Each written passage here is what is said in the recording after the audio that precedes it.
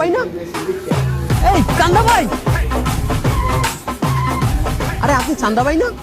আপনি বাংলাদেশ থেকে এই অস্ট্রেলিয়া সিডনি অপেরা হাউসের সামনে আসছেন কেন? একটা কাজে আসছে। কি কাম? তোমার বাংলাদেশে একটা লোকের কাজ দিয়ে আমি প্রত্যেক মাসে চান্দা তুলতাম 100 টাকা করিয়া। আজ 2 মাস ধরে দেয় না, বকেয়া রাখছে। চান্দা দেয় না কেন? হে অস্ট্রেলিয়া চলে আইছে, আমার 2 মাসের বকেয়া রাখছে, ওই 200 টাকা নিতে আইছি। কি? আপনি 300 টাকা চান্দার জন্য লাখ লাখ টাকা খরচ করে এই অস্ট্রেলিয়া চলে আসছেন?